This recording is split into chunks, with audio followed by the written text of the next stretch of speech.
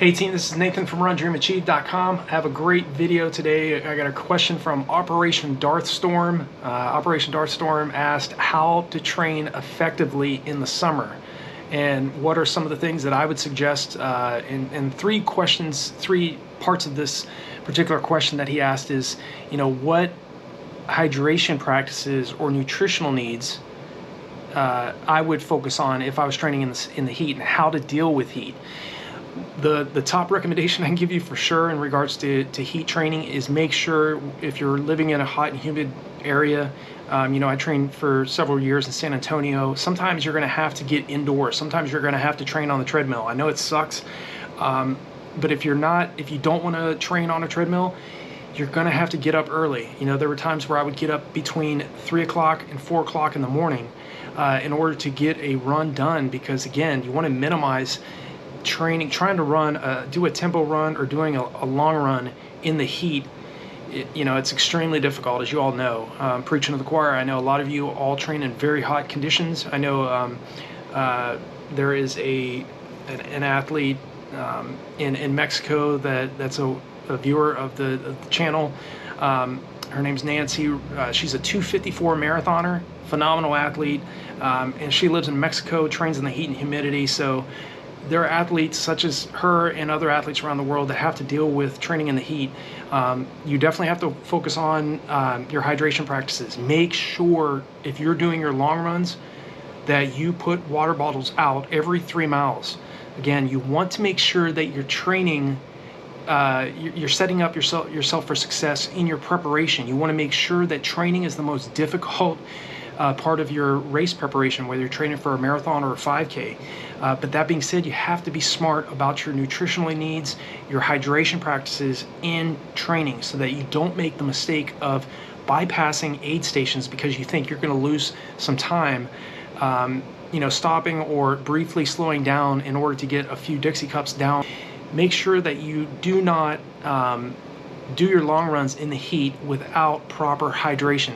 So make sure, again, if you're wanting to be average, do what average athletes do. If you want to be great at this sport, whether you're a sprinter, middle distance runner, or long distance runner, you're going to have to do what great athletes do, and they're very meticulous about how they set up their training.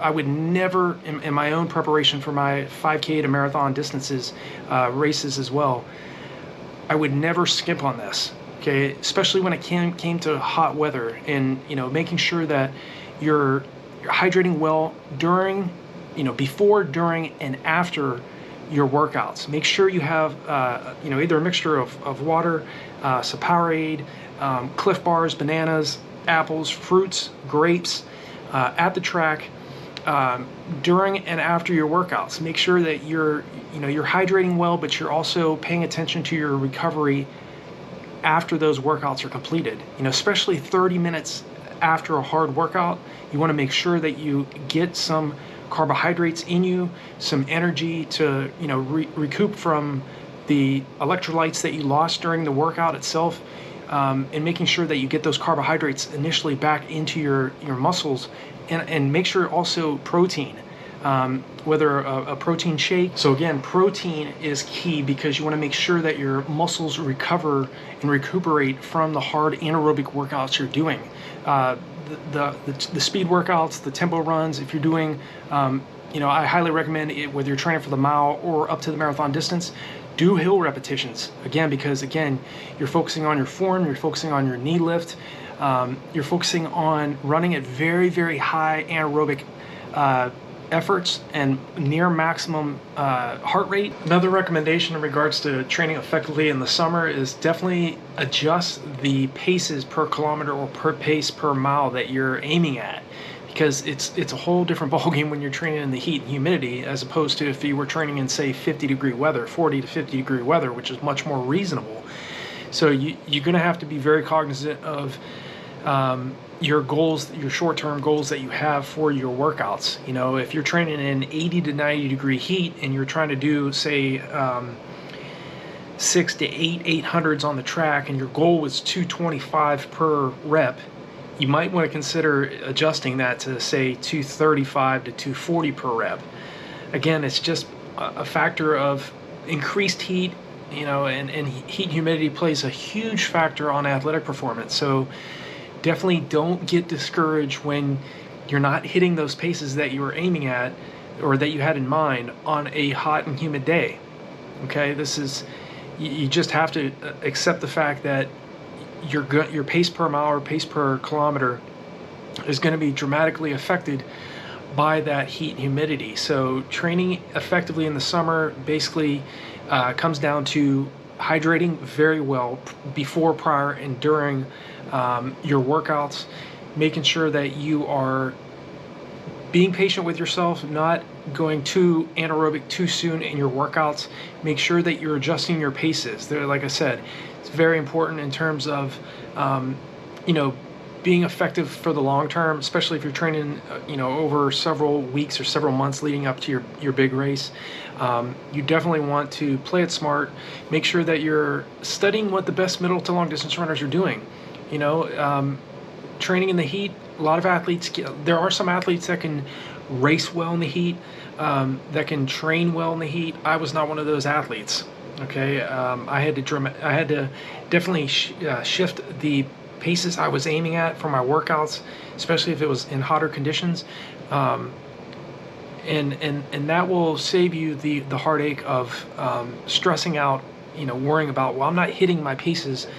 You're not hitting your paces just basically because it's extremely hot out. So it's normal to have your your paces in your training, in your speed sessions, your tempo runs, your long runs, to be off several seconds, as opposed to if you were training in cooler, more reasonable temperatures.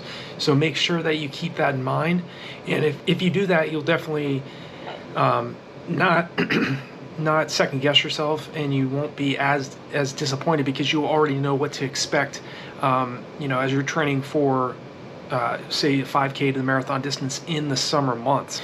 So to wrap this video up, the key things to keep in mind is to make sure you're getting up early in the morning to offset having to worry about getting that workout done mid-morning or late afternoon. The only other option that you really have is training in the evening. Some athletes, they're working full-time jobs and their schedule just either fits better for the morning or in the evening. If it was me, I would focus on getting the workout done earliest as you can in the morning.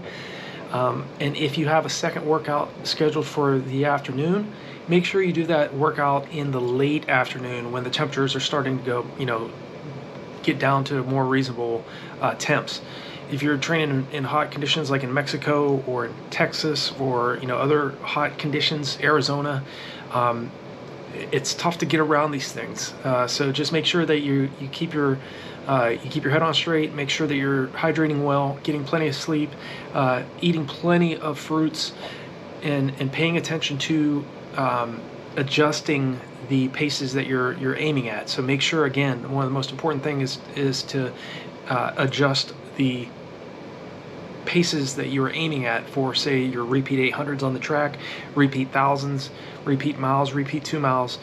Even if you're doing a tempo run, adjust the paces per mile around 10 to 15 seconds per mile if it's extremely hot.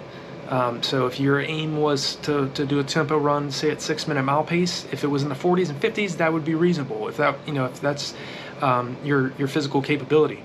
But in extreme heat, you might want to focus on running around 6:25 to 6:30 per mile pace. Just to shift the pace back a few seconds to offset, to balance out the hot weather conditions that you're training in. You can run very low on potassium and iron, so make sure you're also getting some iron in your diet, whether that's in meats or nuts,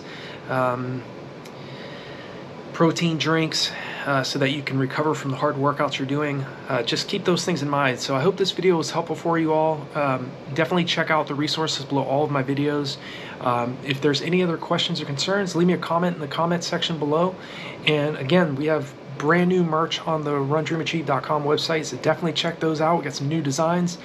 So if you love the sport of distance running, middle to long distance running, there's some great new designs that are on the merch store. So if there's anything else I can help you all out with, feel free to reach out to me anytime, and I look forward to talking with you in the next video.